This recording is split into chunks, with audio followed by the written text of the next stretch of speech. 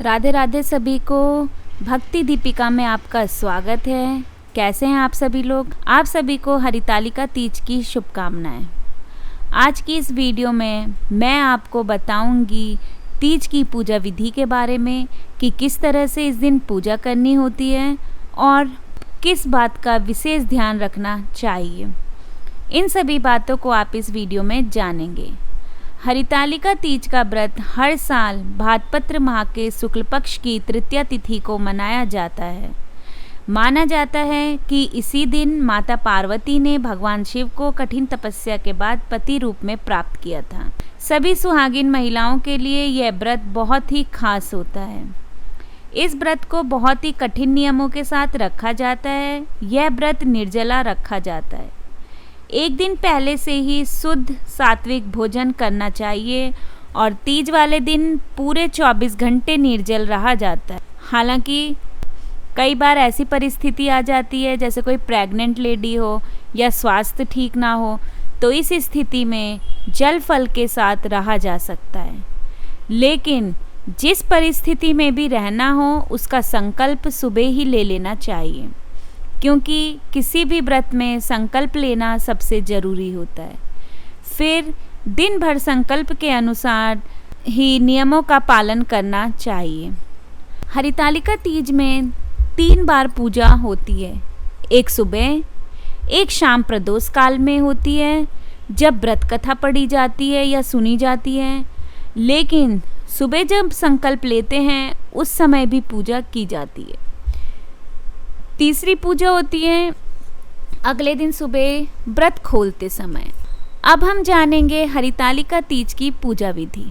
इससे पहले चैनल को लाइक और शेयर करें। चैनल को पहली बार देख रहे हैं तो सब्सक्राइब जरूर करें, जिससे आपको आने वाले सभी 30 त्योहारों के नोटिफिकेशन मिलते रहें। सबसे पहले हमें पूजा की सामग्री को एक जगह रखना है। सभी सामग्री, सुहाग का सामान सबको एक दिन पहले ही इकट्ठा कर लेना चाहिए। जैसा सामर्थ्य हो उसके हिसाब से दान देना चाहिए। सुहाग की चीज़ें जरूर दान देनी चाहिए और दक्षिणा जितके अलावा वस्त्र भी दे सकते हैं। सुहाग की चीज़ों को देख कर लें कि कोई चीज़ टूटी ना हो या ख़राब ना हो। इस व्रत के लिए सबसे ज़रूरी है बालू नदी के आसपास से लाना होता है।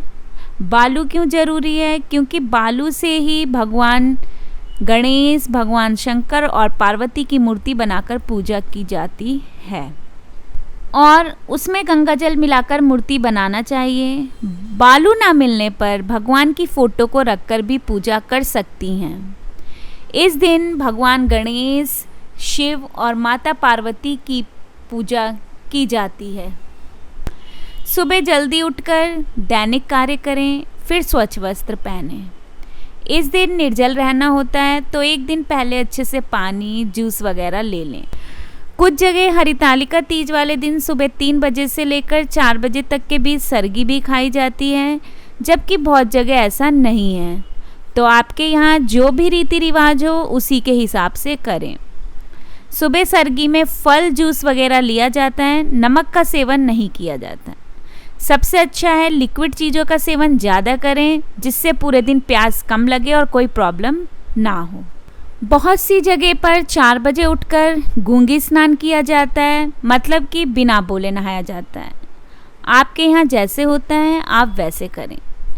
नहाने के बाद पूजा करें। गंगा जल छिड़क कर पूजा शुरू करें। पूजा के समय सुहागन स्त्रियों को अच्छे से श्रृंगार करना चाहिए। हो सके तो नए वस्त्र धारण करें, नहीं तो साफ सुथरे वस्त्र पहनें। भूल कर भी काला या भूरा रंग ना पहनें। अपनी शादी की चुनरी को पूजा के समय अवश्य ओढ़ लें। सबसे पहले हाथ में जल, अक्षत, पुष्प लेकर व्रत का संकल्प लें। भगवानों का आह्वान कर लें। उससे पहले दीपक जला लें। दीपक खाली नहीं जलाना होता है, उसके नीचे चावल या फूल रख लें। इस दिन घी का दीपक ही जलाएं, क्योंकि भगवान की पूजा में घी को सर्वश्रेष्ठ माना गया है। और घी ना हो तो तिल के तेल का दीपक जला सकते हैं। हाथ में पुष्प चावल लेकर संकल्प करें। संकल्प किस प्रकार करें बताती हूँ। संकल्प ऐसे करें कि हे भगवान गणेश, हे भगवान शिव, हे माता पार्वती, आज मैं हरितालिका तीज का निर्जला व्रत रखने जा रही हूँ। अगर आपको पानी पीना है या फल खाना है तो उसी प्रकार से संकल्प करें कि फलाहार और जल के साथ व्रत करने जा रही हूँ। हे देवी माँ, आज मैं अपने सुहाग की रक्षा के लिए यह व्रत करने जा रही हूँ। मेरी प्रार्थना है कि आप सभी देवी देवता यहाँ पधार कर मेरे इस व्रत को स्वीकार करें। मुझे यह व्रत करने में किसी प्रकार की बाधा ना हो, ऐसा आप मुझे आशीर्वाद दें। उसके बाद अक्षत पुष्प जो हाथ में लिया था उसको देवी के चरणों में अर्पित कर दें। सुबह पूजा करने के लिए समय ना हो तो थोड़ा समय निकालकर संकल्प अवश्य ले लें। समय हो तो शिव चालीसा का पाठ करें, क्षमा याचना करें, आरती करें। किसी महिला को यदि पीरियड हो जाते हैं तो यही पूजा घर में किसी अन्य व्यक्ति से करवा लेना चाहिए और आप मन में कर लें। प्रसन्न होकर और पूर्ण विश्वास के साथ पूजा करें। बस एक चीज़ का ध्यान रखें कि पूजा की सामग्री को छुएं नहीं।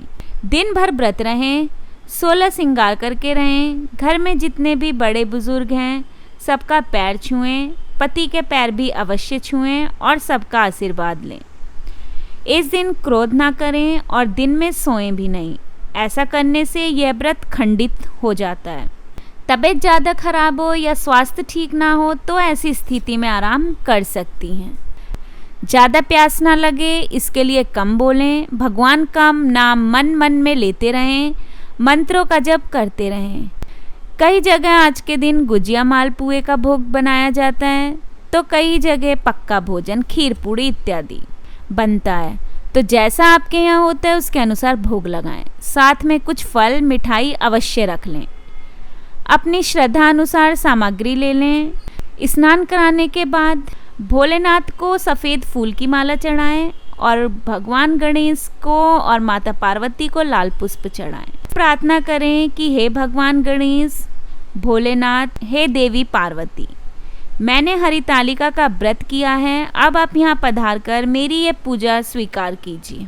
फिर दीपक जलाएं, भगवान गणेश शिव को जनेऊ अर्पित करें, माता पार्वती को श्रृंगार अर्पित करें। उसके बाद ये सभी वस्तुएं दान दे दें और श्रृंगार की चीज़ें आप खुद भी इस्तेमाल कर सकती हैं। भोग लगाएं। अगर आपके पास शिवलिंग है तो अभिषेक करें, नहीं तो आसपास के मंदिर में जाकर करें, क्योंकि आज के दिन शिवलिंग की पूजा का विशेष महत्व है। व्रत कथा जरूर पढ़ें या सुनें। आप या अपने पति से इसको सुन सकती हैं। कथा सुनते समय हाथ में पुष्प अक्षत रखें। कथा समाप्ति के बाद यह पुष्प अक्षत देवी माता के चरणों में समर्पित करें।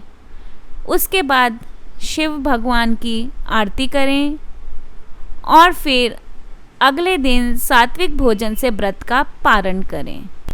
धन्यवाद। यह थी हरितालिका व्रत करने की पूजा विधि। आगे की वीडियो में आपको सुनने को मिलेगा हरितालिका तीज की व्रत कथा। इसी तरह से आने वाले सभी तीज त्योहारों के विधि, नियम और व्रत कथा सुनने के लिए मेरे साथ जुड़े रहें भक्ति दीपिका में। धन्यवाद। हर हर महादेव।